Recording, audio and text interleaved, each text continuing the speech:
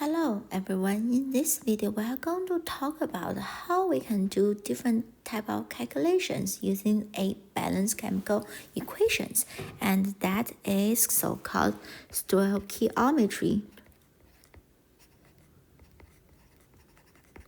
of a reaction. Basically, we are going to use a balanced reaction to explore the relationship between the reactant and the product. So what I want to emphasize here is you always need a balanced chemical reaction. Otherwise, it will be a meaningless calculation. The coefficient represent the mole of each substance inside the equation. Now we are going to use this simple problem to go through the stoichiometry based on the chemical equation that is a balanced one. So first of all, what we see here is propane gas C3H8, carbon 3 hydrogen 8 will react with oxygen gas to produce carbon dioxide gas and water vapor. So we are going to write out a balanced reaction. So we have carbon 3 hydrogen 8, that is gas, and react with oxygen gas. We are going to produce carbon dioxide gas and water vapor. Vapor means gas, so in this case the state of water is gas. And we are going to balance this out. You are going to pause this video, try this out quick. Okay, welcome back. We will have 3 in front of carbon dioxide, 4 in front of hydrogen, and 5 in front of oxygen. So what does that mean? 1 mole of propane gas will react with 5 mole of oxygen to make 3 mole of carbon dioxide and 4 mole of water. Now, based on this balanced equation, we are going to talk about how to solve the question number 2. So now we have 0.5 mole of propane gas. How many mole of oxygen will be needed? So what we are going to figure out is the mole of oxygen. That is what we are going to look for. Now, the ratio here is 1 to 5, and what we know here is 0.5 mole of carbon 308. But what we want to solve is oxygen, so we are going to find the relationship between the oxygen and carbon 308. The reason why I write this way because the oxygen is what we want, and C3H8 is what we want to cancel out.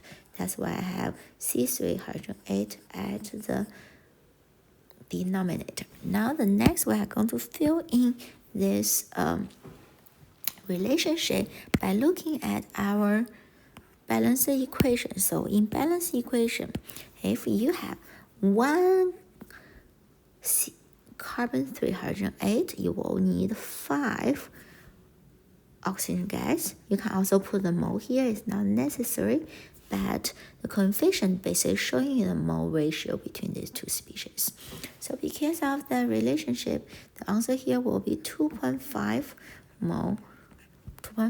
So it's need 2.5 mole of oxygen in order to burn out 0.5 mole of carbon 3 hydrogen 8.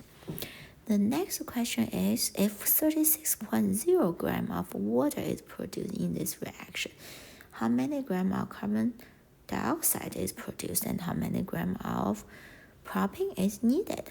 Now we are going to go back and forth between the product and the reactant. That is the stoichiometry of a reaction. So now what we start with is your 36.0 gram of water, that is product side. But we cannot directly use the mass. Why is that? Because the balanced equation only tells us the mole relationship, not the mass. So we need to convert the mass to the mole first. And we want to know the mass of carbon dioxide. So this is what we want to know.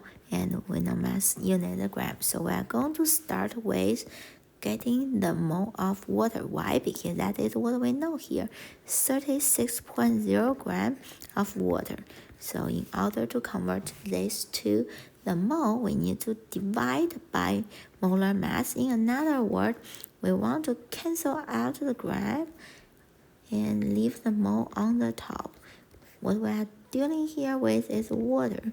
So basically what we need to list here is 1 mole of water. What is the molar mass? 18.02. That gave us, so in this practice, we basically get the mole of water. Now we have mole of water.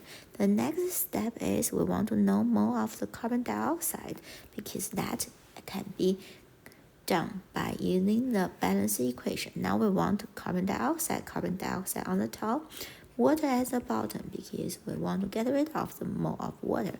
So carbon dioxide with water is 3 in front of carbon dioxide, 4 in front of water. So we're going to list it right here. Now this practice here, this step, basically what we get here is a mole of carbon dioxide. Now we know mole of carbon dioxide, but we want to know the mass of carbon dioxide. Now we are going to use molar mass of carbon dioxide.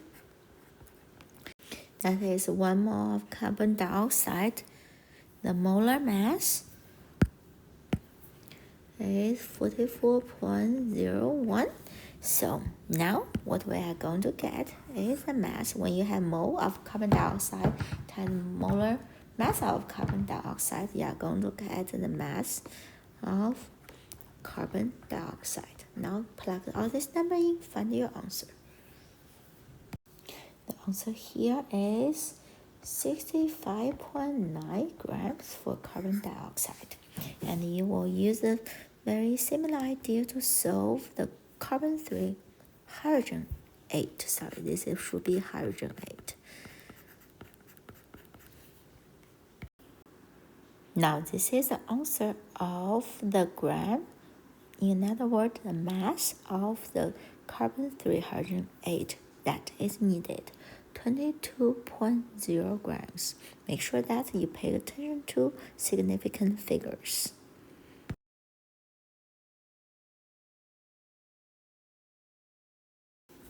The last thing we want to talk about here is theoretical yield and percent yield. So theoretical yield meaning the maximum amount of product that can be produced that come from the limiting reagent. So just imagine if you have 6 hot dog and 8 buns, the maximum hot dog that you can make is 6, because if you want assume that 1 hot dog goes with 1 bun, you will have 2 hot dog bun left, and that is just like the chemical reactions. If you run a reaction, you have 1 reactant is used up before the other one used up, then that one used up is so-called limiting reagent that will dictate the maximum amount of the product that can be produced. That is theoretical yield. However, when you run the reaction a lot of times, you may not get the amount that is maximum. That is so-called actual yield, how much you get. And what we want to learn here is how to calculate so-called percent yield. Percent yield comes from actual yield divided by theoretical yield times 100%. For example, if we are running this reaction right here, aluminum, and we are going to react with iron 3 oxide solid, we are going to have aluminum oxide solid and iron, and this is also solid. Okay, and we are going to balance this reaction by 2 and 2. So this reaction, so theoretically for this reaction, we are going to have a theoretical yield that is 30 grams. However, the actual one we only made 25 grams, of iron. We are looking at the iron that we can make. So the percent yield comes from actual yield divided by theoretical. So 25 grams divided by 30 grams times 100%. That gives us about 83.3. That is percentage, that is the yield percent.